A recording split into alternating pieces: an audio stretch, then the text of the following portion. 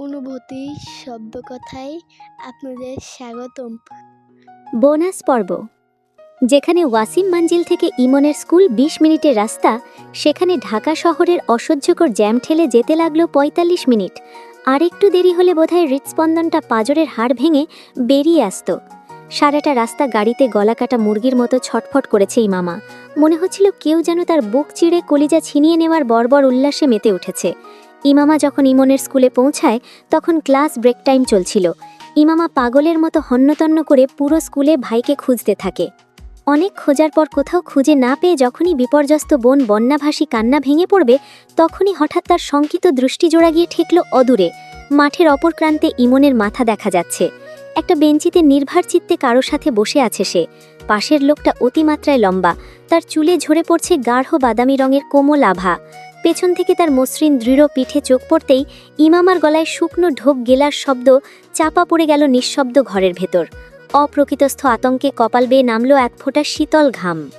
গতিহারা হৃৎস্পন্দনে ইমামা ছুটে গেল ইমনের দিকে। ঊর্ধ্বশ্বাসে পৌঁছে ঝড়ো হাওয়ার মতো ঝাঁপিয়ে পড়ল ভাইয়ের বুকে। সচকিত ইমন চমকে উঠল বোনের হঠাৎ আগমনে। তার পাশে বসা লোকটার মোম ঢালা পেলব মুখে ফুটে কিঞ্চিত অপ্রস্তুত ভাব। ইমামা হাঁপাচ্ছে। ইমনকে খুঁজে পেয়েও তার ভয় প্রশমিত হয়নি। ইমামা অস্থির চিত্তে ইমনকে খুঁটিয়ে খাটিয়ে দেখতে দেখতে ঘন নিঃশ্বাসের সাথে প্রশ্ন ছুড়ে, তুই ঠিক আছিস তো ভাই? পাশের অতিরিক্ত ফর্সা লোকটার নাম ন্যাসো। তার গায়ের দুধ সাদা রং, গড়ন, উচ্চতা, বলিষ্ঠ দেহ আর উচ্চারণের ভিন্নতা কোনোটাই তাকে বাংলাদেশি বলে মনে হয় না। তীক্ষ্ণ চোয়ালের রেখায় স্পষ্ট ফুটে আছে বিদেশি ছাপ। ন্যাসো শান্ত গলায় বলল, ডোন্ট ওয়ারি ম্যাম, ও ঠিক আছে। ইমামা স্বস্তির নিঃশ্বাস ফেলে। অনুভব করল বুকের ওপর চেপে বসা জগদ্দল পাথরটা সরে গিয়েছে। অন্তর্গত ভয় এতক্ষণ ভরে তাকে ছিঁড়ে খাচ্ছিল। নিজেকে ধাতস্থ করে ইমামা চোখ তুলে তাকালো ন্যাসোর দিকে। আর সাধারণ মেয়েদের তুলনায় উচ্চতায় ইমামা বেশ লম্বা, তবুও ন্যাসোর দিকে তাকাতে তাকে চোখ তুলতে হলো। সাদা শর্টের ওপর কালো কোট আর চোখে কালো সানগ্লাসে ন্যাসো যেন রোমান শিল্পীর ছাঁচে গড়া এক মানুষ, অথচ তার মুখে এমন এক তীক্ষ্ণ ধারালো ভাব যা দেখলে গা শিউরে ওঠার উপক্রম। শীতল কণ্ঠে প্রশ্ন ছুড়ে, ইমামা, আপনি? ইমন চট করে বলল, ইমায়, ও আমার নিউ ফ্রেন্ড ন্যাসো। ইমামা আর চোখে ভাইয়ের দিকে তাকায়। ফ্রেন্ড? উপর নিচু মাথা নাড়া ইমন। তোমাকে তো বলা হয়নি। জানো, একটু আগে অনেক বড় একটা অ্যাক্সিডেন্টের হাত থেকে ন্যাসো আমাকে বাঁচিয়েছে। আঁতকে উঠল ইমামা। অ্যাক্সিডেন্ট? মাথা নাড়িয়ে বলতে শুরু করলো ইমন। ব্রেকে আমি একটু বাইরে গিয়েছিলাম কিছু কাজে, তখন হঠাৎ রাস্তার ওপাশ থেকে কেউ আমার নাম ধরে ডেকে উঠল। লোকটার মাথায় কালো হেলমেট ছিল। আমি তার চোখের দিকে তাকাতেই সে আমাকে তার দিকে ডাকলো। তারপর হঠাৎ আমার কি যেন হলো। আমার আর বিন্দুবৎ হুঁশ ছিল না। কোনো দিকে না তাকিয়ে আমি তার দিকে যেতে থাকি। ঠিক তখনই রাইট সাইড থেকে একটা ট্রাক আমার দিকে তেড়ে আসে। ভাগ্য ভালো ছিল বলে তখন ঠিক সময় ন্যাসো এসে আমাকে বাঁচিয়ে নিয়েছে, নয়তো আজ। কথার মাঝে ইমামা ইমনকে শক্ত করে বুকের সাথে চেপে ধরে। ওর আবেগশূন্য চেহারায় ভয়ের ছাপ অদৃশ্য হলেও ভেতরে ভেতরে সে কাছের মানুষগুলোর ব্যাপারে খুব তটস্থ আর মাত্রাধিক ভঙ্গুর। ইমামা জানে হেলমেট পরা লোকটা আর কেউ নয়, সেই বর্বর নরপিশাচ, নরপশু, নরখাদক, ম্যাড বিস্ট। কিন্তু একটা জিনিস ইমামা বুঝতে পারল না, ইমন তার ডাকে হুঁশ হারালো কিভাবে। ন্যাসো নীরব মূর্তির মতো নিশ্চুপ দাঁড়িয়ে। তার বাদামি রঙের শান্ত দূরদর্শী চোখ দুটো ভুলক্রমেও স্পর্ধা দেখালো না ইমামার মুখের দিকে ফিরে তাকানোর। জানের মায়া সকলেরই আছে, তারও আছে, তাই শুরু থেকেই নিজ দৃষ্টিকে নিয়ন্ত্রণে রেখেছে, নিরাপদ দূরত্ব বজায় রেখে দাঁড়িয়েছে। ইমামা কৃতজ্ঞ গলায় বলল, থ্যাংক ইউ সো মাচ। ন্যাসো সামান্য হাসার চেষ্টা করল, যদিও তার চেহারার সাথে এই হাসি মানান না। তবুও সে আন্তরিক হাসার চেষ্টা করে বলল, do not mention ma'am, it's my duty. ইমামার কপালে সূক্ষ্ম ভাঁজ পড়ল। মস্তিষ্কের ধূসর কোষে এক গুরুতর প্রশ্নের ছায়া নড়ে চলে ওঠে। কিন্তু প্রশ্নটা ঠোঁটে ফোটার আগেই ফোনটা কেঁপে উঠল। রক্তাভ মুখে তড়ঘড়ি করে ব্যাগ থেকে ফোন বের করল সে। নীলচে পর্দায় ভেসে উঠেছে সারাক্ষণ ষাঁড়ের মতো খেঁকিয়ে চলা মানুষটার দৃঢ় মন শীতল বার্তা, আমি আছি, আমি আছি।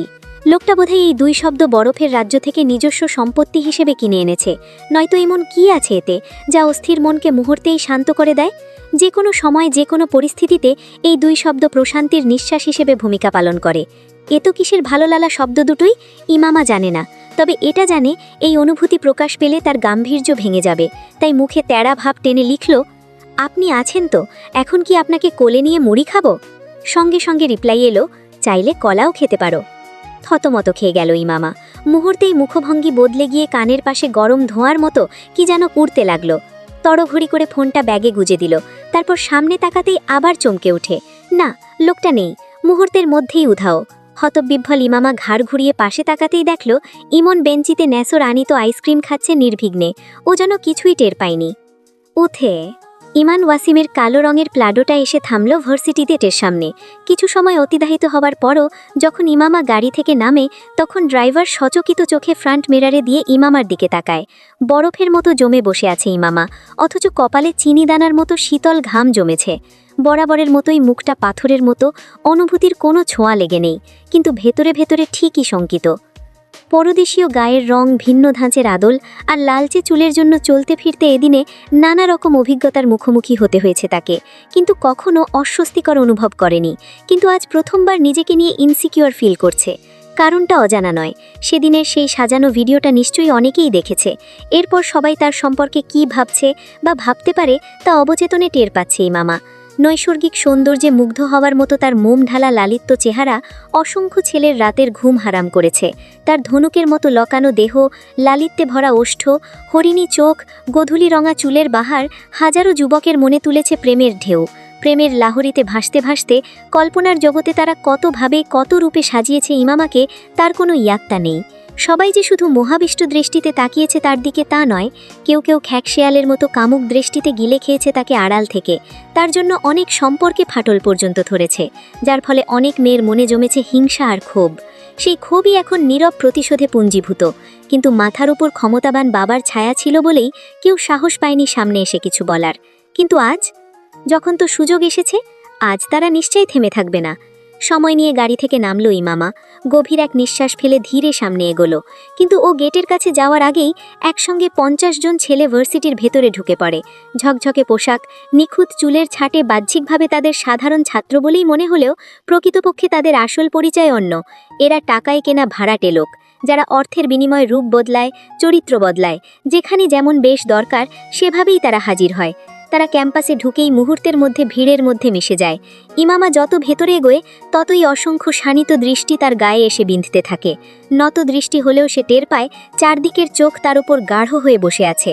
কিন্তু যখনই কেউ কটূক্তির জন্য মুখ খুলতে যায়, তখনই মুখ খোলার আগেই তাদের সামনে এসে দাঁড়ায় সেই ছদ্মবেশী ছেলেগুলো। এমনভাবে দাঁড়ায় যেন কাকতালীয় কিছু, অথচ ইচ্ছাকৃতভাবে শর্টের কোণ সরিয়ে কোমরের রিভলভার ভাসিয়ে তুলতেই সকলের হাসির পরিবর্তে জায়গা নেয় আতঙ্ক। ঠোঁটের কোণে জমে যাওয়া তাচ্ছিল্য মুহূর্তেই উবে যায়। ভয় তাদের মুখ বন্ধ করে দেয়। কেউ আর কিছু বলার সাহস পায় না ইমামাকে, এমনকি ফিরেও তাকায় না আর। এইভাবেই ইমামা ধীরে ধীরে সিঁড়ি বেয়ে উঠে যায় দোতলায়। তবে যেমনটা ভেবেছিল তেমন কিছুই ঘটে না। সবকিছু আজ অদ্ভুতভাবে শান্ত, অন্য দিনের থেকেও বেশ শান্ত। কেউ ধাক্কা খায় না ইচ্ছে করে, কেউ দূর থেকে ব্যঙ্গ হাসে না, কিংবা কানা ঘুষায় তার নাম ফোটায় না। হঠাৎ করেই সব যেন থেমে গেছে নিস্তব্ধ এক ষড়যন্ত্রের মতো। 3 তলায় পৌঁছাতেই প্রফেসর তাসনিম দ্রুত এগিয়ে এসে স্নেহভরে ইমামার কাঁধে জড়িয়ে ধরে বলে, আরে ইমামা, তুমি এতদিন এলে না কেন? অসুস্থ ছিলে নাকি বেটা? হঠাৎ প্রশ্নে আর কৃত্রিম মমতাময়ী স্পর্শে খানিকটা অপ্রস্তুত হয়ে যায় ইমামা। গলায় হালকা কাপড় নিয়ে বলতে চায়, আসলে ম্যাম। তাসনিম ম্যাম তার কথা শেষ করতে দেয় না। ইমামার হাত টেনে ক্লাসরুমের দিকে হাঁটতে হাঁটতে বলে, ওই বিষয়টা নিয়ে এখনও কি আপসেট তুমি? একদম এসব নিয়ে ভাববে না ইমামা, আমরা সবাই জানি ওটা তুমি ছিলে না। আমরা তোমার উপর বিশ্বাস রাখি। চলো ক্লাসে যাই, আমি আর প্রিন্সিপাল স্যার তোমার বাবার সাথে কথা বলবো, বোঝাবো। আজ ক্লাসে কেউ আসেনি। না, কেউ আসেনি বললে ভুল হবে, ইমামার কেউ আসেনি। অর্ক, গৌরব, হিয়া, ইতারত ওরা কেউই নেই আজ। চারপাশে হাসি ঠাট্টা, চিৎকার, পদচারণার শব্দে পুরো ক্লাসরুম গমগম করছে। তবুও ইমামার ভেতরটা শুনশান। শান্ত মূর্তির মতো কিছুক্ষণ বসে থাকে সে, নিষ্পৃহ মুখে গ্রীবা বাঁকিয়ে আশেপাশে ফিরে তাকায়।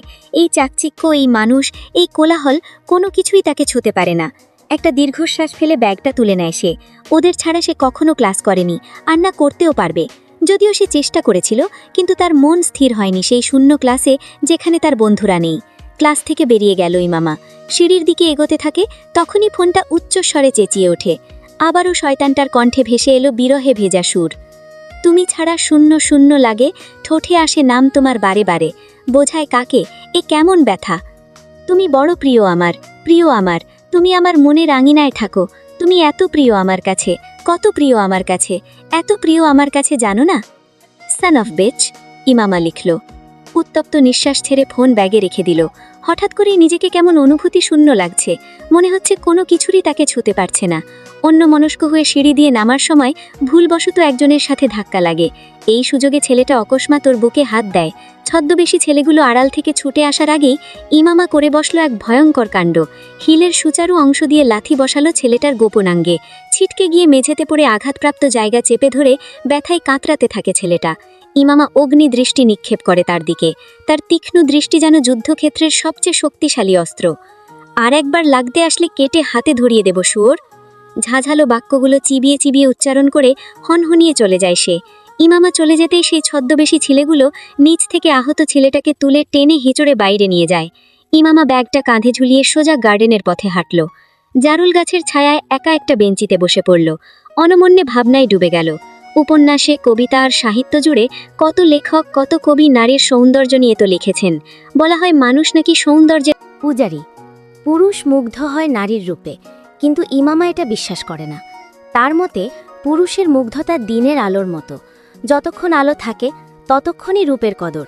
রাত নামলেই বদলে যায় সব, তখন সৌন্দর্যের প্রয়োজন হয় না, প্রয়োজন হয় শুধু বুকের নরম মাংসপিণ্ড আর একটা ছোট পিচ্ছিল পথের। নয়তো সুযোগ পেলেই পুরুষের হাত নারীর শরীরে যায় কেন? সাহায্যের হাত বাড়ানোর বদলে শরীর ছোঁয়ার তাগিদটাই কেন এত প্রবল? ইমামা পুরুষ মানুষকে বিশ্বাস করে না, করতে পারে না। তার জীবনে বাবা আর ভাইয়ের পর সবচেয়ে বিশ্বস্ত পুরুষ ছিল 3 বন্ধু। একজন তো চলেই গেছে, রয়ে গেছে 2 জন। ইমামা জানে সাময়িক অভিমান যত গভীরই হোক, তাদের প্রতি তার বিশ্বাস কখনো ভাঙবে না। 24 বছরের জীবনে কোনো ব্যক্তিগত পুরুষ ছিল না তার। সিটকে মন থেকে বিয়ে করতে চায়নি সে, তবু বাবার মুখের দিকে তাকিয়ে রাজি হয়েছিল অসহায়ের মতো অপারগভাবে। নিজের সঙ্গে যুদ্ধ করে সিটকে বিশ্বাস করার চেষ্টা করেছিল, কিন্তু শেষ পর্যন্ত সেখানেও হার মেনেছে। বিশ্রীভাবে ঠকতে হয়েছে তাকে। ভাগ্যিস তখনও বিশ্বাস করে উঠতে পারেনি, নয়তো আঘাতটা কতটা গভীর হতো ভাবতেই গায়ের লোম দাঁড়িয়ে যায়। তারপর থেকেই বিশ্বাস শব্দটা তার কাছে ভয়ানক এক দানব। পুরুষের পাশে থাকলেই অস্বস্তি ঘিরে ধরে তাকে। কিন্তু সেই মানুষটা, ওই অচেনা লোকটা অদ্ভুতভাবে তার ভেতরের প্রাচীরটা ভাঙতে শুরু করেছে। ইমামার কঠিন হৃদয় যেন ধীরে ধীরে নরম হয়ে আসছে। ইমামা বোকা না, সে সবই বুঝতে পারে। কিন্তু কেন এই অস্থিরতা? কেন না চাইলেই বিশ্বাস করে ফেলা? কেন এই স্বস্তি অনুভব করা? কারণটা কি সত্যিই সে জানে না, নাকি জানে কিন্তু স্বীকার করতে ভয় পায়? নাকি ভাবনার সুতোয় টান পড়ল মেয়েলি কণ্ঠে। চাঁদের গায়ে মেখে থাকা কুয়াশার কোমলতার মতো নির্মল মুখে সর্বক্ষণ মেলানকলিক কবিতার ভারী নিঃশ্বাসের সাথে মিশে থাকা বিষণ্ণ ভাব লেপ্টে থাকত বলে 2 জন মানুষ তাকে সবসময় বিষণ্ণ সুন্দরী বলে ডাকত। একজন কারিব আর অপরজন ইব্রাত। একজন তো চলেই গিয়েছে, আর একজন? তাহলে কি? তুফানের বেগে গ্রীবা বাঁকিয়ে ডানে ঘুরে বসে ইমামা। সামনে তাকানোর আগেই ইব্রাত ঝড়ের মতো দ্রুত এসে ইমামাকে শক্ত করে জড়িয়ে ধরে ওর বুকে মাথা রাখে। ইমামা স্তম্ভিত, পাথরের মতো জমে যায় ওর শরীর। ইব্রার 2 হাতের বাঁধন আরও দৃঢ় করল।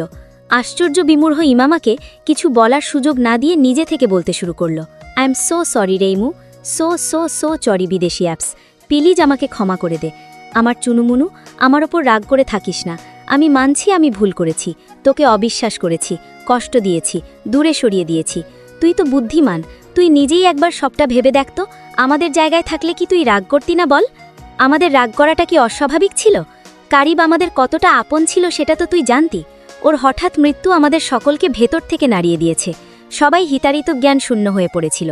তখন মনে হয়েছিল তুই বারবার রিজেক্ট করেছিস ওকে, সেই অপমান সহ্য করতে না পেরে ও সুইসাইড করেছে। কিন্তু এখানে তো তোর ভুল নেই। ভালোবাসাকে আর জোর করে হয় না, তুই তোর জায়গা থেকে ঠিক ছিলি।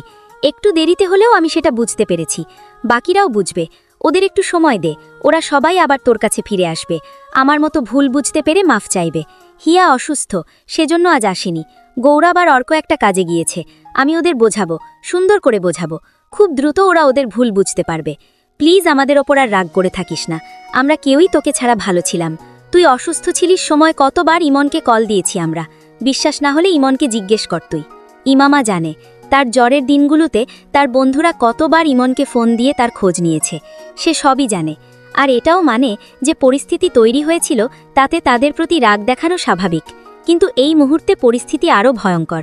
শয়তানটা সেদিনও ইব্রাতের কথা উল্লেখ করে তাকে ব্ল্যাকমেইল করেছে। ইমামা চায় না তার কারণে তার বন্ধুরা কোনো ক্ষতিগ্রস্ত হোক। ইমামা ইব্রাতকে টেনে সোজা করালো, দুহাতের আজলায় ওর মুখ আলতো করে চেপে ধরে নরম গলায় বলল, ইব্রাত, তোদের ছাড়া আমিও থাকতে পারি না। তোরা দূরে থেকেও আমার পাশে আছিস, সেটা আমি জানি, কিন্তু এখন সব কিছু পাল্টে গেছে। প্লিজ আর কদিন আমার দূরে থাক, সব ঠিক হয়ে গেলে আমি সব খুলে বলবো তোদের। ইমামার এসব কথার মানে ঠিকঠাক বুঝতে পারছে না ইব্রাত। সে আবারও ইমামাকে জাপটে ধরে বলল, আমি বুঝেছি, তুই এখনও রেগে আছিস তাই তো? ওকে, যতক্ষণ না তোর লাগ ভাঙে ততক্ষণ তোকে এভাবেই জড়িয়ে রাখবো আমি। ইমামা কিছুতেই ইব্রাতকে তার ভয় সম্পর্কে বোঝাতে পারে না। ইব্রাতকে ছাড়াতে চায়, কিন্তু ইব্রাত ছাড়ে না।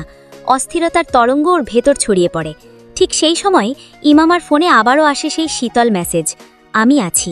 অদ্ভুতভাবে ইমামা এক মুহূর্তে শান্ত হয়ে গেল, ভরসার একটা আঁচ পেল। ধীরে ধীরে বুঝতে পারল তার কথার মানে।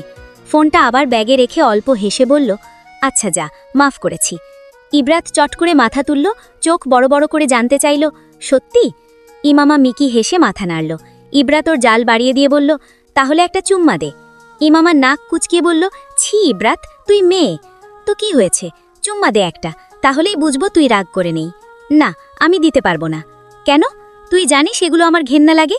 ইব্রাত ভেঙচি কেটে বলল, শালির ঘরে শালি, এত যে ঘেন্না লাগে, বিয়ের পরে কি কলা খাবি? তোর জামাইয়ের কপাল পোড়া। I feel so bad for him. ইব্রাতের কথা শুনে হঠাৎ ইমামার মনে পড়ে গেল সেই চিরায়ত ব্যক্তির গম্ভীর কণ্ঠে কিছুক্ষণ আগে বলা নির্লজ্জ মার্কা কথাটা। পেটের ভেতর অদ্ভুতভাবে গুড়গুড় করতে লাগল। ইব্রাত হঠাৎ ওয়াশরুমের নাম করে সরে গেল, কিন্তু ভেতরে গেল না, আড়ালে গিয়ে ফোনে কাউকে কল দিল। রিসিভ হতেই কৃতজ্ঞ কণ্ঠে বলল, থ্যাংক ইউ সো মাচ আরকে, আমার ভুলগুলো ভেঙে দেওয়ার জন্য। সত্যি আমরা ভুল করেছিলাম। এতদিন নিজের সঙ্গে লড়ে যে দ্বন্দ্ব থেকে বেরোতে পারিনি, তা এক ঝটকায় আপনি ভেঙে দিয়েছেন। আপনি সত্যিই জিনিয়াস। আপনার জন্য আমাদের ফ্রেন্ডশিপ আবারও জোড়া লাগলো। আশা করি বাকিরাও তাদের ভুল বুঝতে পারবে। Thank you so much. ওপাশের কণ্ঠ পাথরের মতো গম্ভীর, কোনো সৌজন্য নেই, কোনো কোমলতা নেই, অথচ কথায় আছে অদ্ভুত ভার। Do not mention, it's my duty to make her life like a heaven. ওর পাশে এই মুহূর্তে ওর বন্ধুদের প্রয়োজন। You guys enjoy your time. লোকটা কল কেটে দিতে উদ্যত হলো। ইব্রাত খুব অল্পেই বুঝে গিয়েছে এই লোকটা স্বল্পভাষী, কিন্তু কল কাটার আগে হঠাৎ ইব্রাত তড়িগড়ি করে বলে উঠল, আপনি কি সত্যি ইমামাকে ভালোবাসেন? মুখে বলে কি হবে যদি কাজে প্রমাণ না পায়? মুখের ওপর কল কেটে গেল, কিন্তু ইব্রাতের ছোট মস্তিষ্কে এই প্যাঁচানো কথার মানে ঠিকভাবে আটকাল না। আজ রোদের প্রখরতা অসহনীয়। পচা সূর্যমামাটা যেন মাথার ওপর খাড়া হয়ে দাঁড়িয়ে আছে। গলা শুকিয়ে গেছে ইমামার। হঠাৎ তীব্র কাশি ধরে, কাশতে কাশতে ওর গলা ব্যথা পাচ্ছে। ঠিক সেই মুহূর্তে কেউ হঠাৎ সামনে এগিয়ে দেয় একটি পানির বোতল। ইমামা চমকে হাতের মালিকের দিকে তাকালো। যখন সে ন্যাসোর মুখ দেখল, অদ্ভুতভাবে কাশি থেমে গেল।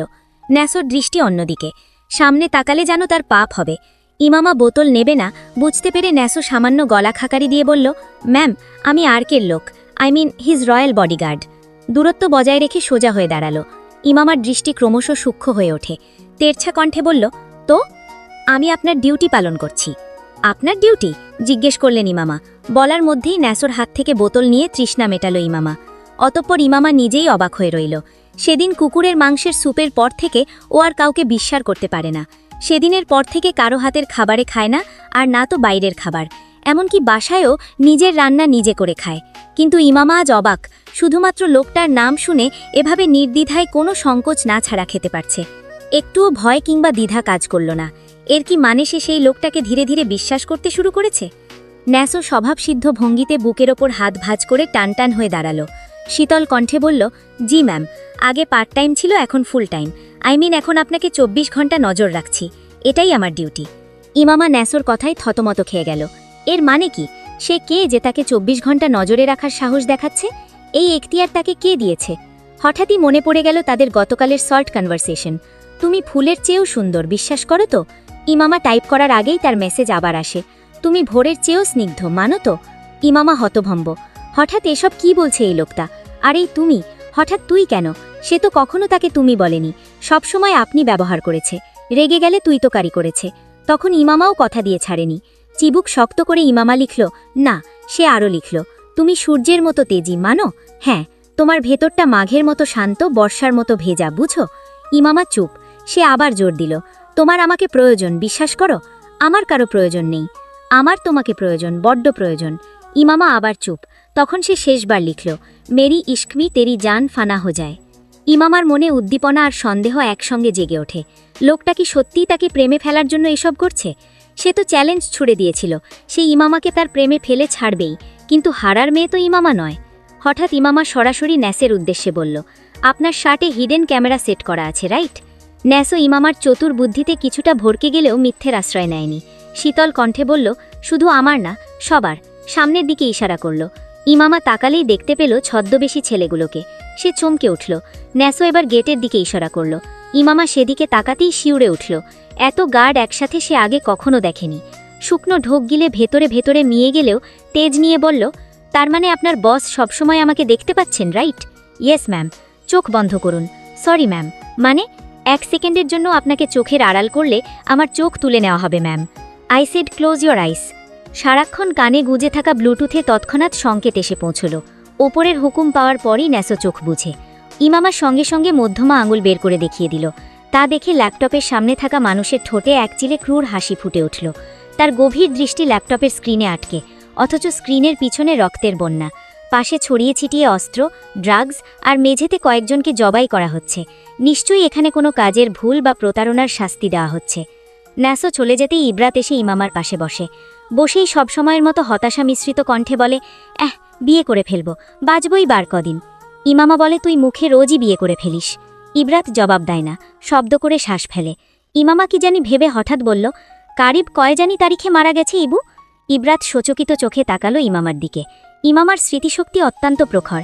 একবার একটা কিছু দেখলে সেটা আর কখনোই ভোলে না ইমামা।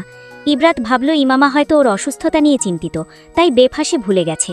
কিছুক্ষণ চুপ থেকে হাত রাখল ইমামার পেটের বাঁ দিকে।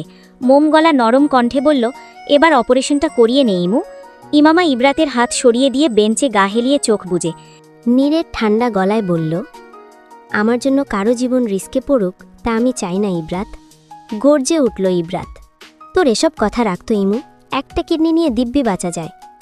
ইমামার ঠোঁটে নির্জীব হাসি, চেহারার উজ্জ্বলতা আছে কিন্তু প্রাণ নেই। হঠাৎ ও উঠে দাঁড়ালো, আমার একটা কাজ আছে, আমি আসছি রে। তারপর ইব্রাতকে আর কিছু বলার সুযোগ না দিয়ে চলে গেল। অফিসার মাহেশ সেদিন রাতে অ্যাক্সিডেন্ট করেছে, এখন হসপিটালে আছে। ওনার সাথে দেখা করা খুব প্রয়োজন। এখনও অনেক কিছু জানার আছে। তার হাতে সময় কম, যা করার দ্রুত করতে হবে। ইমামার গাড়ির ঠিক পিছনেই ন্যাসোর গাড়ি, পিছনে আরও কয়েকটা গাড়ি আছে।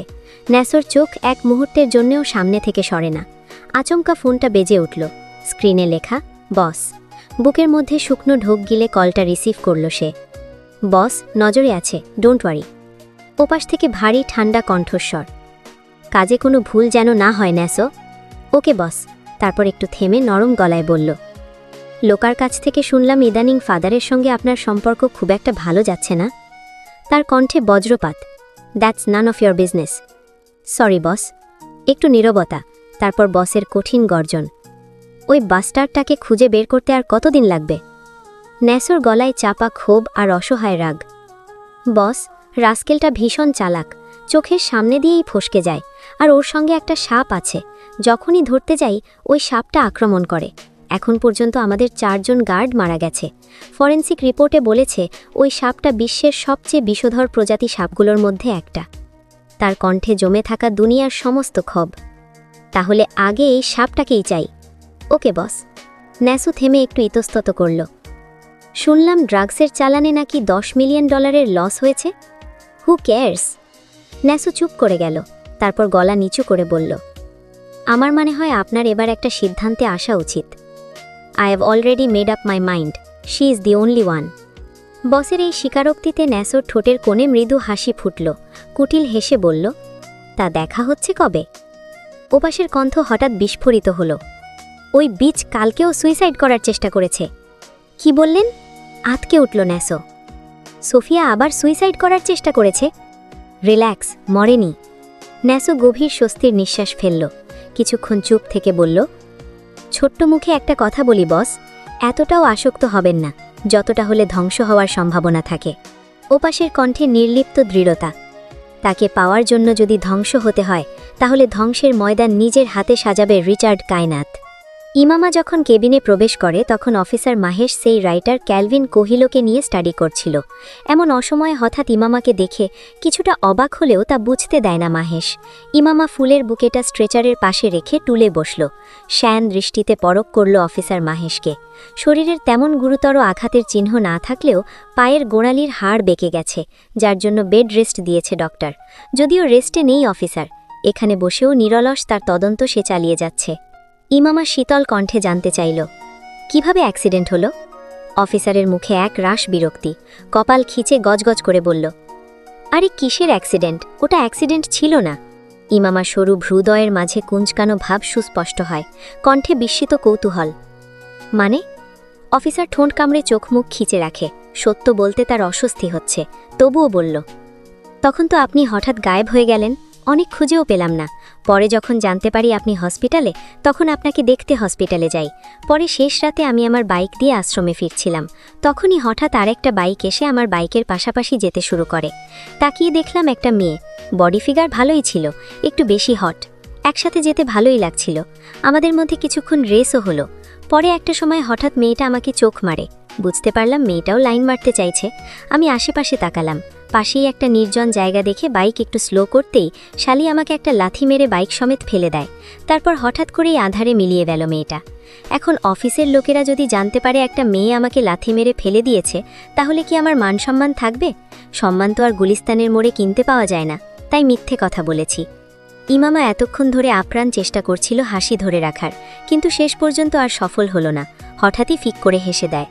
তার হাসিতে অফিসার প্রথমে বিরক্তিতে তাকালেও পরক্ষণেই তার চোখে মুগ্ধতা ভেসে ওঠে। আজ প্রথম এভাবে ইমামাকে হাসতে দেখেছে সে। একটা জিনিস খেয়াল করেছে এই কদিনে, এই মেয়ে খুব কম হাসে, কিন্তু যখনই হাসে তখন তার ঠোঁটের সাথে চোখও হাসে। কিন্তু আচমকা অফিসারের চিবুক শক্ত হয়ে যায়, মস্তিষ্কের কোষে যেন বিদ্যুতের মতো রক্ত ছুটছে, হাতের লোম খাড়া হয়ে ওঠে। অকস্মাৎ শরীরের রক্তপ্রবাহ বেড়ে গেছে, বুকের ভেতর কেমন অনিয়ন্ত্রিত কম্পন। নিজেকে সামলে নিতে চেষ্টায় ঠোঁট শক্ত করে চেপে ধরে তাড়াতাড়ি বলল, হাসি থামান, সুন্দরীর হাসি দেখলে আমার প্রবলেম হয়। প্রবলেম? কিসের প্রবলেম? ইমামা হাসিই জবাব দেয়। অফিসার দৃষ্টি সরিয়ে রাখে, শুকনো চৌচির তার গলা। সে অনবরত শুকনো ঢোক গিলতে থাকে, নিজেকে শক্ত করে গলা নামিয়ে বলে, নাথিং। ইমামা এবার হাসি থামায়, মুখের রেখা গম্ভীর হয়ে ওঠে।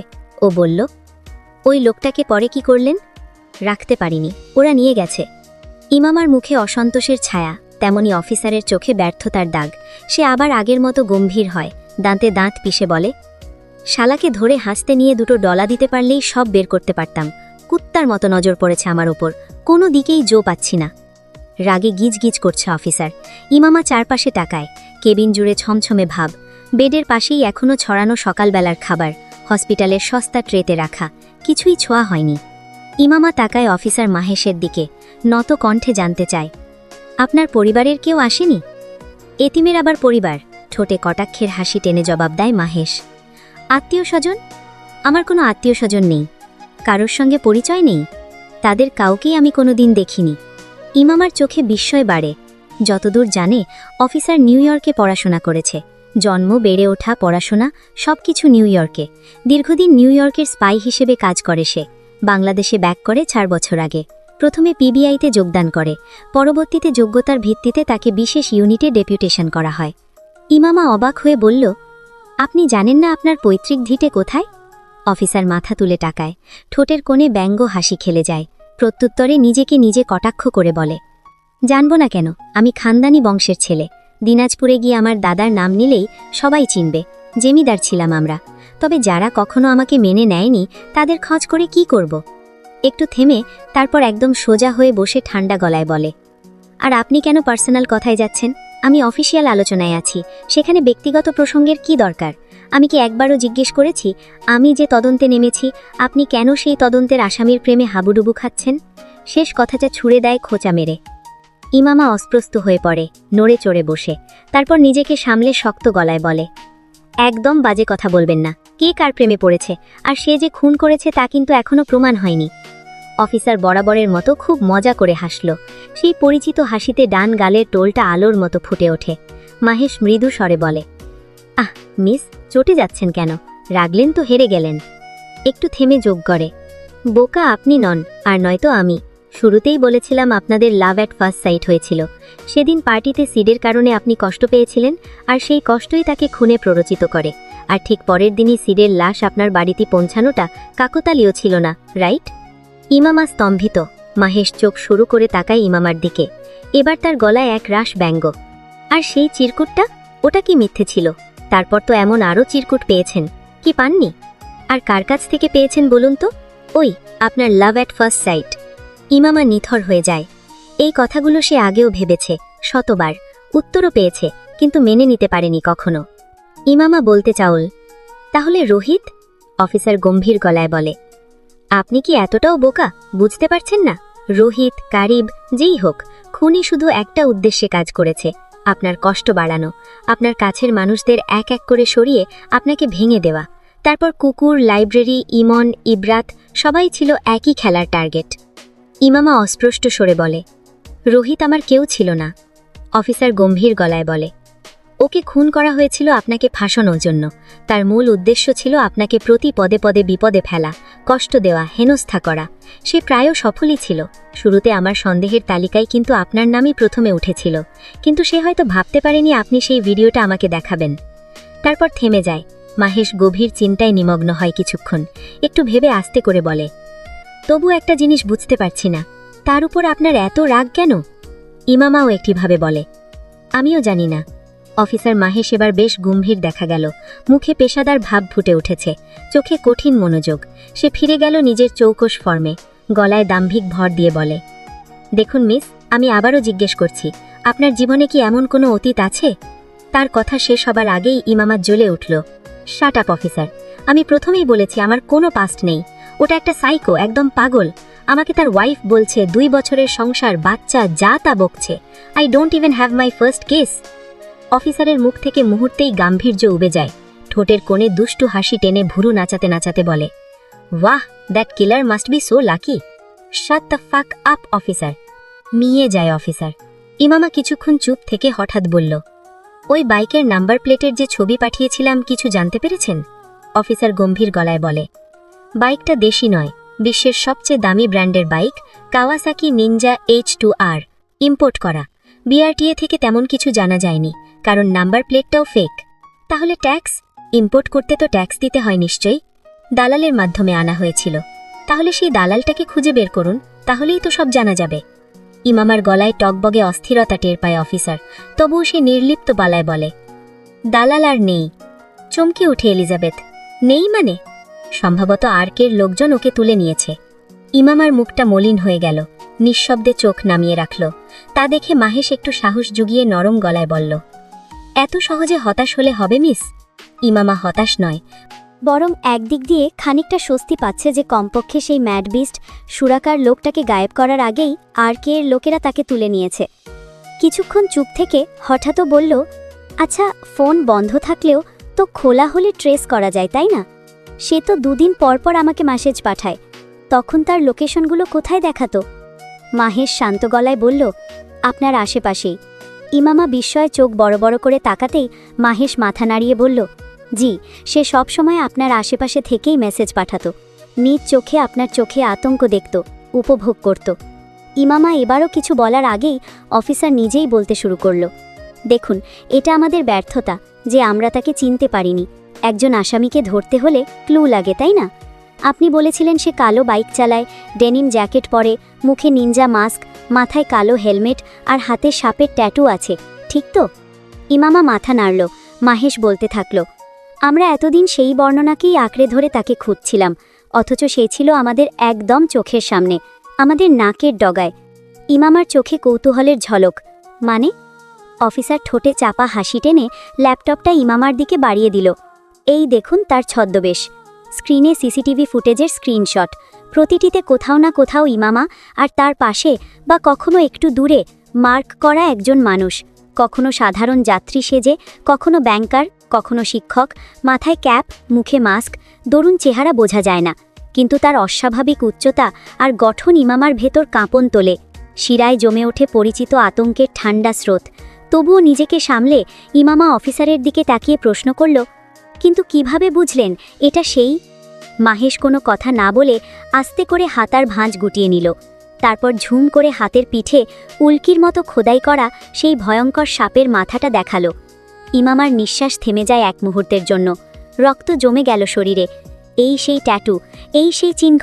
তাহলে শয়তানটা তার আশেপাশেই ছিল, এতদিন ধরে এত কাছে, অথচ সে টেরই পায়নি। মাহেশ গম্ভীর মুখে বলল, তাছাড়া সে দিনে খুব একটা বেরোয় না, কারণটা এখনও নিশ্চিত নয়। হয়তো বাইকের জন্য, আবার অন্য কিছুও হতে পারে। দুটো থানায় রিপোর্ট এসেছে, ট্রাফিক পুলিশ বাইকটা জব্দ করতে চেয়েছিল, কিন্তু সে প্রতিবার স্পিড তুলে পালিয়েছে। কোটি টাকার বাইক বাংলাদেশের রাস্তায় খুব সহজেই চোখে পড়ে। ইতিমধ্যে সোশ্যাল মিডিয়ায় বাইকের ছবিও ছড়িয়ে পড়েছে। ইমামা মাথা নেড়ে নিচু গলায় বলল, হ্যাঁ ঠিক বলেছেন, একটা জিনিস লক্ষ্য করছি, সে আমাকে প্রতিদিন বিরক্ত করে না, কিন্তু যখনই মেসেজ দেয় প্রায় রাত 12টার পর। মাহেশ ঠোঁটের কোণে মৃদু বাঁক এনে বলল, কারণ তখন শহরটা ঘুমিয়ে পড়ে, আর সে সেই নিস্তব্ধতারই সুযোগ নেয়। ইমামা ভ্রু কুঁচকে তাকিয়ে আওগায়, সুযোগ? ওই যে বলেছিলাম, সে আপনার আশেপাশে থেকেই মেসেজ দেয়। আপনাদের বাসার পেছনে ছোট্ট একটা জঙ্গল আছে, রাইট? আর জঙ্গলটা ঠিক আপনার ব্যালকনির বরাবর। ইমামা মাথা নাড়ল। মাহেশ ল্যাপটপ ঘুরিয়ে বলল, let me show you something. এই ফুটেজগুলো দেখুন, গত 15 দিনের। এগুলো আপনার বাসার আশেপাশের সিসিটিভি থেকে নেওয়া। দেখুন, প্রতি রাতে কালো বাইকটা আপনার বাসার পেছনের জঙ্গলের দিকে যাচ্ছে, আর ভোরের আলো ফোটার সাথে সাথেই ফিরে যাচ্ছে। মানে সে প্রতি রাতে আপনাকে দেখতে আসতো, সারা রাত জঙ্গলে থাকতো, শুধু আপনাকে এক নজর দেখার জন্য। ইমামার চোখে বিস্ময় বড় হয়ে গেল, গলা শুকিয়ে এলো। মাহেশ শান্ত গলায় বলল, এখনই মাথা গরম করবেন না মিস, এখানে আরও গভীর রহস্য লুকিয়ে আছে, আমাদের ঠান্ডা মাথায় কাজ করতে হবে। ইমামা হঠাৎ উচ্ছ্বসিত কণ্ঠে বলল, তাহলে জঙ্গলে সার্চ চালালেই তো তাকে ধরা যাবে। অফিসার হালকা হাসল, চোখে অদ্ভুত এক ঝলক। জঙ্গলে যাওয়ার সব পথ এখন বন্ধ। মানে? মাহেশের ঠোঁটে বাঁকা হাসি ফুটল। You are in a trap, Messi মামা। মাহেশের কণ্ঠে এমন কিছু ছিল যা ইমামার শরীর কাঁপিয়ে দিল। পশম দাঁড়িয়ে গেল এক নিমিষে। মানে কি?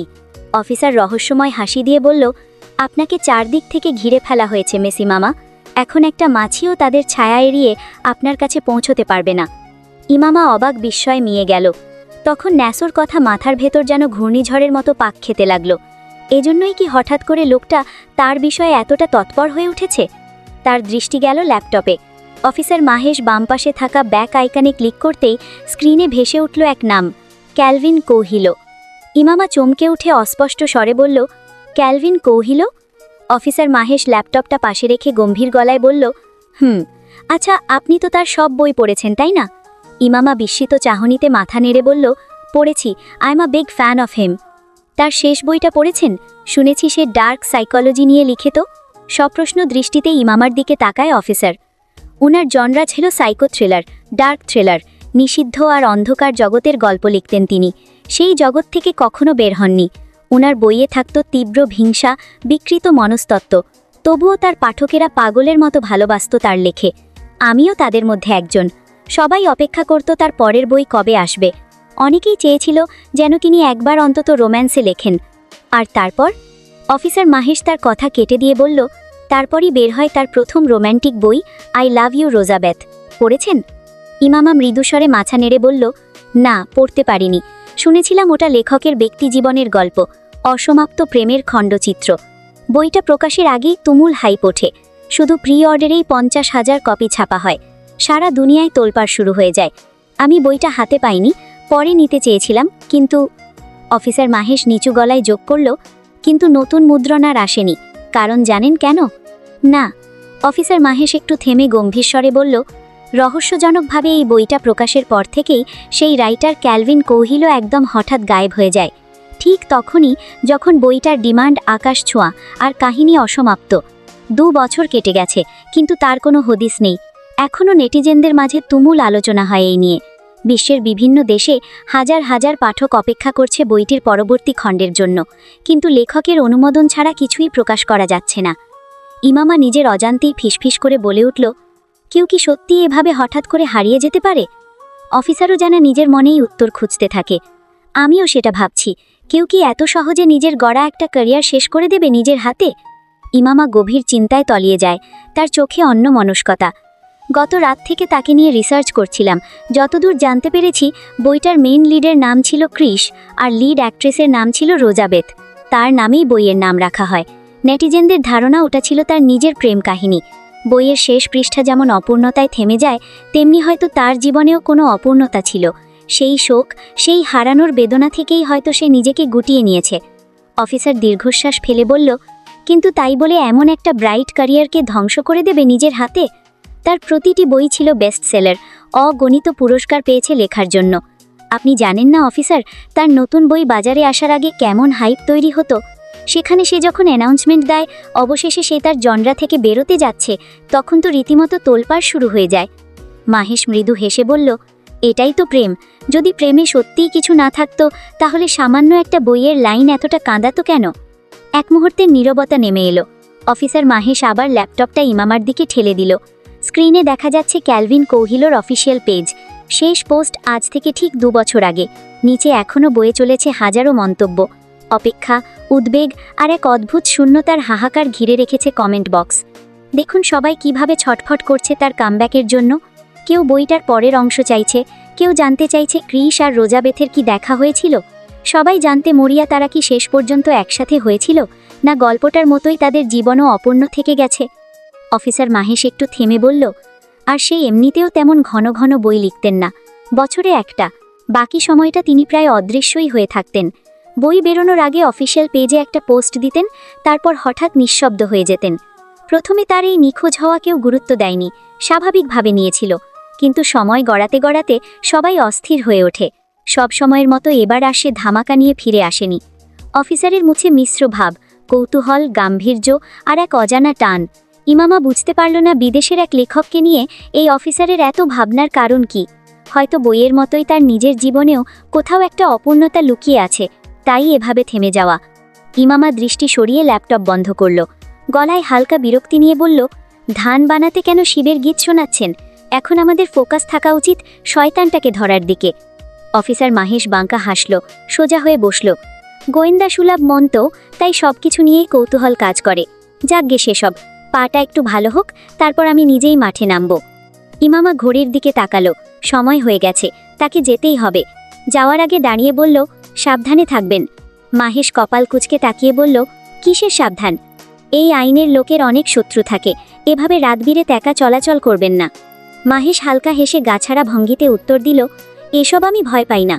ইমামা মৃদু কৌতূহলে জিজ্ঞাসা করল, একটুও ভয় পান না? না বলেই হঠাৎ থেমে গেল। তার চোখের সামনে যেন ধোঁয়াটে কিছু স্মৃতি ভেসে ওঠে।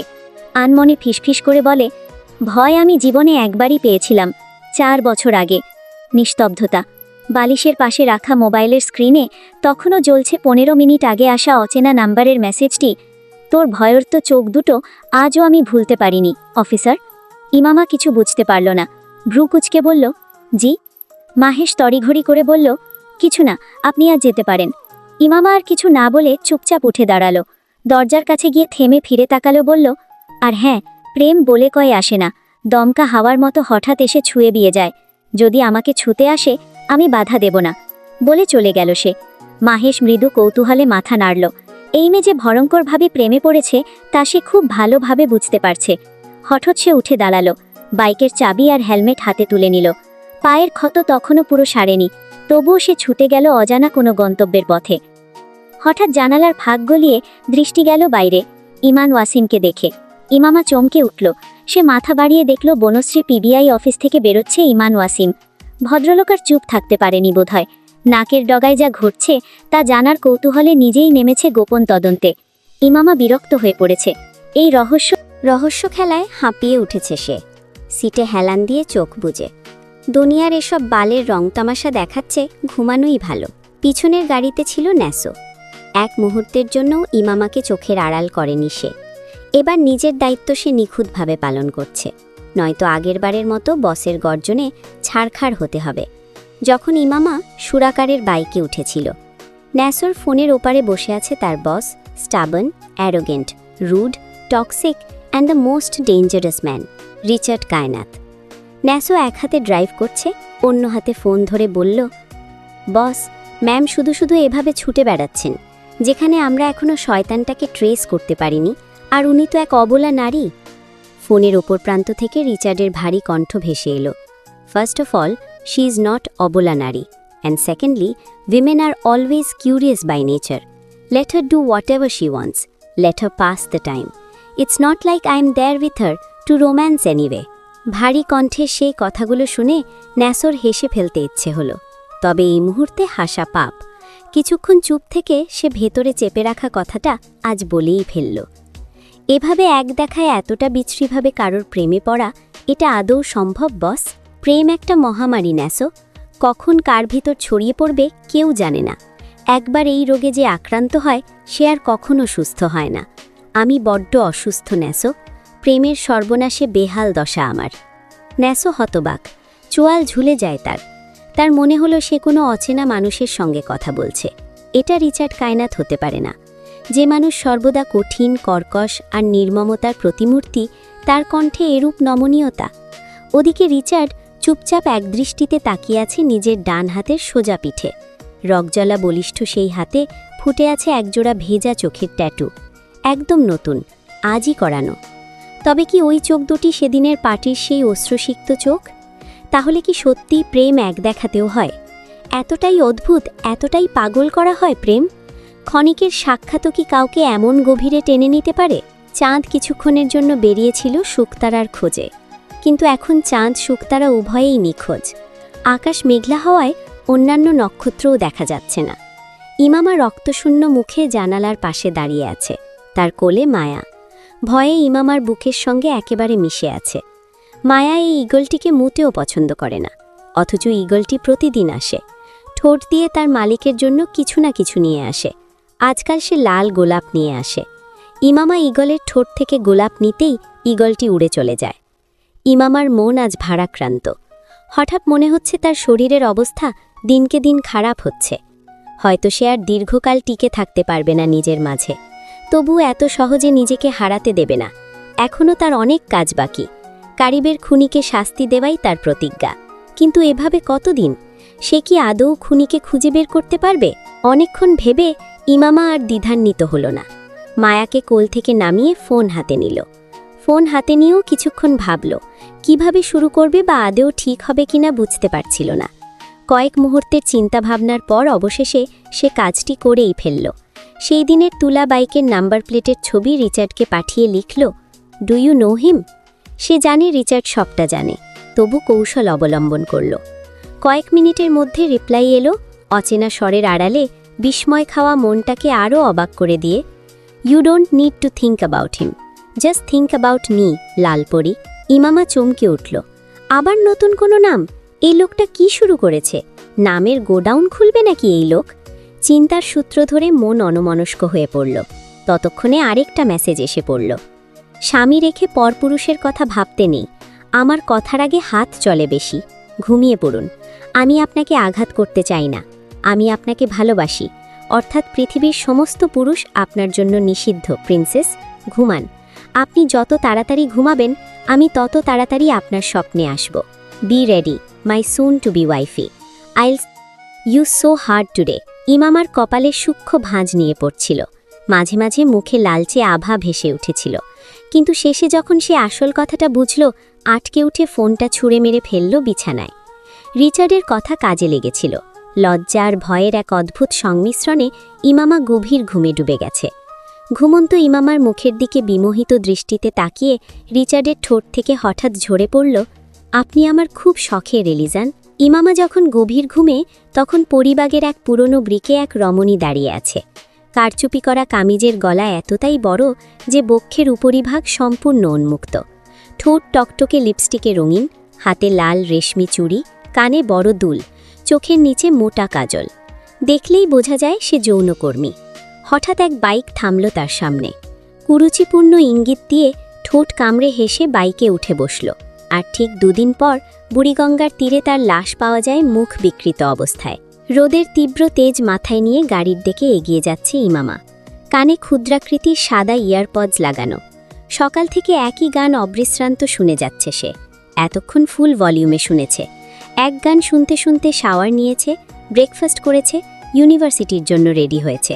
এতদিন সুরাকারের অর্থাৎ ম্যাড বিস্টের আর্তসুরে গাওয়া গান শুনতে হাঁপিয়ে উঠেছিল সে। তারপর কাল রাতে হঠাৎই সারপ্রাইজিংলি আরকে অর্থাৎ ব্ল্যাডি বিস্টের তরফ থেকে একটি ভয়েস ক্লিপ আসে। ইমামার মস্তিষ্ক তখন বিক্ষিপ্ত, মেজাজে ছিল তিরিক্ষি ভাব। অজান্তেই সে এত রহস্যে জড়িয়ে পড়েছে যে কোনো কিছুরই সুরাহা মিলছে না। সে এক প্রকার তিক্ত মনোভাব নিয়ে সেই ভয়েস ক্লিপ ওপেন করেছিল। তৎক্ষণাৎ অন্ধকারাচ্ছন্ন কক্ষের নিস্তব্ধতা চিরে ভেসে ওঠে ভারী কণ্ঠে মিহি সুরের মিশেল। গম্ভীর কণ্ঠে একটি মসৃণ সুরের গান শোনা গেল। তোমাকে দিয়েছিলাম চেনা চেনা কথাগুলো, এসো না জুড়ে নিতে ছেঁড়া ছেঁড়া ব্যথাগুলো। এ অগোছালো হাওয়া, ব্যস্ত আসা যাওয়া আমাদের চেনালো কি? আবঝা হয়ে এসো, আমাকে ভালোবাসো, এর বেশি চেয়েছি কি?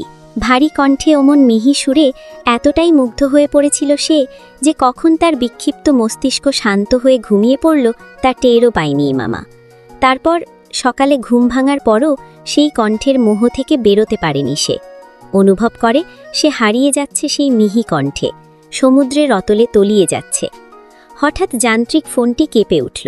ইমামা হেডরেস্টে মাথা এলিয়ে রেখেছিল। ফোনের কম্পনে মাথা তুলল ইমামা। সাইড বাটনে চাপ প্রয়োগ করতেই স্ক্রিনে জলজল করে উঠল, হেই রেড। ইমামা ভুরুজোড়া কুচকাল। এই নামটা তার একদম পছন্দ না। সে যে কাল থেকে তার সুরে মুগ্ধ হয়ে এক ঘোরের মধ্যে বাস করছে তা বুঝতে না দিয়ে রূঢ়ভাবে লিখল, ডোন্ট কল মি রেড। সে 2 আনার দামও দিল না তার রূঢ়তার, উল্টে যেন আরও দ্বিগুণ এনার্জি নিয়ে লিখল, red red red red, my fucking dark red, disgusting. তৎক্ষণাৎ রিপ্লাই এলো, I just love to fucking disgust you. ইমামা বেশ আশ্চর্য হল রহস্যময় লোকটার কার্যকলাপে। এই লোকটা আগে কখনোই মেসেজ করত না, প্রয়োজন হলে ডিরেক্ট কল করত, ভারী গলায় শাসাতো, ধমক দিত, আর গান শোনাতো তো ছিল দূরের ব্যাপার। অথচ ইদানিং সে একে একে সবই করছে, ঠিক সুরাকার অর্থাৎ ম্যাড বিস্টের মতো। তাহলে কি সত্যিই সে তাকে টেক্কা দিতে চাইছে, নাকি ওই তিক্ত অনুভূতি থেকে তাকে আড়াল করার এটাই তার অদ্ভুত অভিনব চেষ্টা? ইমামা ফোঁস করে নিঃশ্বাস ছাড়ল, অযথা রাগ দেখালো না। খুব নম্রভাবে লিখল, দেখুন আমি মোটেও আপনার টাইপ না, so please stop bothering me. ওপাশ থেকে তারই সুরে পাল্টা প্রশ্নবাণ তেড়ে আসলো, হোয়াট ইজ ইয়োর টাইপ? ইমামা থামল, চুপ হয়ে গেল। কিছুক্ষণ ভাবল, নিজেকেই নিজে প্রশ্ন করে বসল, সে আসলে কেমন পার্টনার চায়। ছোট থেকেই সে অনুভব করেছে কোনো অনুভূতিই তাকে গভীরভাবে ছুঁয়ে যায় না। এগুলো নিয়ে কখনোই ভাবা হয়নি, তবে সে চমৎকার একজন লাইফ পার্টনার চেয়েছিল। ইমামা কিছুক্ষণ ভেবে লিখতে শুরু করল, I want a gentleman who never yells when we are alone, who doesn't leave me crying over a phone I regret answering, someone who feels like home, a man who sings in the car, who leaves the bar because he misses his wife, a man who doesn't treat my feelings like a joke or say sorry while I stare at the bottle he broke, someone who calms my nervous system, who holds my hand and kisses the top of my palm, someone who loves me, not later, not conditionally, but now, a man who holds my face and makes me forget heaven was ever just a place, gentle, calm, patient, kind, strong enough to carry the weight I am tired of holding, and safe enough to let me put it down until I can lift myself again. এবার reply আসতে একটু সময় লাগলো। ইমামা ভেবেছিল উপর পাশের মানুষটা হয়তো তার কথা শুনে পালাবে, কিন্তু তাকে ভরকে দিয়ে মিনিট বাদেই উত্তর এলো সাহসিকতার সাথে, so I'll be exactly like that, will that be okay princess? আচমকা কেঁপে ওঠে, শিউরে উঠল ইমামা। এমনটা মোটেও আশা করেনি সে। পরপর কয়েকবার শুষ্ক ঢোক গিলে দম নিয়ে লিখল, দেখুন আমি মোটেও আপনার টাইপ না, so please stop bothering me. ওপাশ থেকে তারই সুরে পাল্টা প্রশ্নবাণ তেড়ে আসলো, why baby, now I am yours, take care of me. কি নরম বিনীত আবেদন! ইমামা কিছুক্ষণ ভেবে তার থেকে পিছু ছাড়াতে মাপলা কৌশল অবলম্বন করল। কাঠিন্য সদাতেজি মুখে লিখে গেল, লিসেন, আমি কখনো আপনার হতে পারবো না। কারণটা আমার নেচার, আমাকে হ্যান্ডেল করা এতটা সহজ নয়। I have anger issue, trust issue, jealousy, need 24/7 attention, overthinker, always feel left out, toxic, mood swings and too much annoying. রিপ্লাইটা ছিল অপ্রত্যাশিত আর নির্ভীক। নড়বড়ে জবাবের পরিবর্তে স্থির চিত্তে পাল্টা প্রশ্ন করা হয় তাকে, ইজ দিস এনি ইস্যুস? ইমামা দ্রুত হাতে ফোনটি ব্যাগে রেখে দিল। আর কিছুক্ষণ সাংঘাতিক লোকটার সাথে কথা বললে ফর শিওর ও হিপনোটাইজ হয়ে যাবে। পাশের সিটে ব্যাগ রেখে জানালার বাইরে দৃষ্টিপাত করল ইমামা। এতক্ষণ যেন নিঃশ্বাস নিঃশব্দে বুকের ভেতর গুমোট হয়েছিল, ক্লাসে পৌঁছে দেখতে পেল ইব্রাত এক কোণে ভাসু ফুলের মতো মলিন মুখে বসে আছে। হিয়া আজও আসেনি গৌরব। অর্ক দীর্ঘায়িত নিঃশ্বাস ছেড়ে নৈশব্দে ইব্রাতের পাশে বসল ইমামা। কি হয়েছে তোর? এত উদাস লাগছে কেন? কাঁধে মৃদু ধাক্কা পড়ায় গভীর শ্বাস ফেলে ইমামার দিকে ঘুরল ইব্রাত।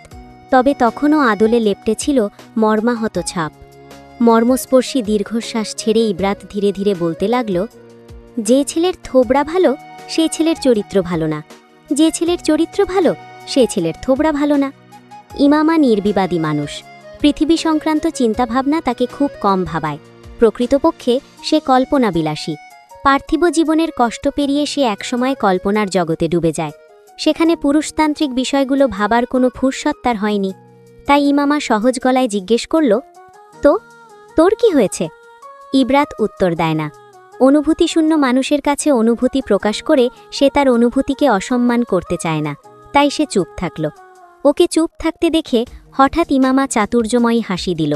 বাঁ হাতে ইব্রাতের কাঁধ জড়িয়ে ওকে কাছে টেনে ফিসফিস করে বলল, honey, every boy is red flag. You just need to choose your favourite shade of red. Ibrat বিস্ময়োদ্বেলিত চোখে ইমামার দিকে তাকালো। বিস্ময় তার চোয়াল ফাঁক হয়ে গিয়েছে। তার মানে তুই আমাকে প্রেম করার জন্য ইনফ্লুয়েন্স করছিস? ইব্রাতকে হড়করিয়ে দিয়ে ইমামা মাথা নাড়ায়। হঠাৎই ইব্রাতের চিবুকের পেশি শক্ত হয়। ও ঝাড়া দিয়ে ইমামার হাত সরিয়ে দিয়ে খেকিয়ে উঠল, ননসেন্স মার্কা কথাবার্তা আমার একদম পছন্দ না। যার পর নাই অবাক হল ইমামা। অদ্ভুত তো। ইব্রাত এবার ঝাঁঝিয়ে উঠল, এসব ফালতু থার্ড ক্লাস প্রেম টেমে আমি নাই। দুনিয়ার 1/3 অর্ধেক প্রেম আর বাকি 2.5 লাগানোর ধান্দা। আমি করলে ডিরেক্টর বিয়ে করব। মনের মতো একজনকে পেয়ে নিই, শুধু গলায় রামদা ধরে হলেও বিয়ে করে ছাড়ব। ইব্রাতের কথা শুনে বিষম উঠে যায় ইমামার। ইব্রাত তড়িঘড়ি করে ইমামার মাথার তালুতে চাপড় মারতে মারতে মন্ত্র আওড়ায়, ডিল ডিল, পুটকি মাইরা গিল। ইব্রাতের এই অদ্ভুত মন্ত্র কতটা কার্যকরী তা জানা গেল না। তবে ওর এই মন্ত্র শুনে আপনা আপনিই স্বাভাবিক হয়ে উঠল ইমামা। ওরই ভুল হয়েছে এই মেয়ের সাথে মুখ লাগাতে আসা। লম্পট মেয়ে কোথাকার। এই মেয়ের হাতের শিরা কাটলে রক্ত নয়, গড়িয়ে পড়বে ভণ্ডামি।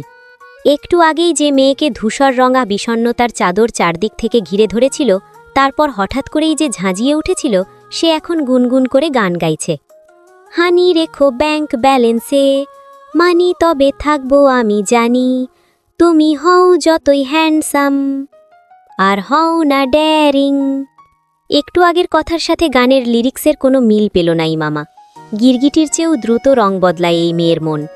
এর মতিগতি বুঝতে হলে আল্লাহ প্রদত্ত বিশেষ গুণের প্রয়োজন, যা ইমামার নেই।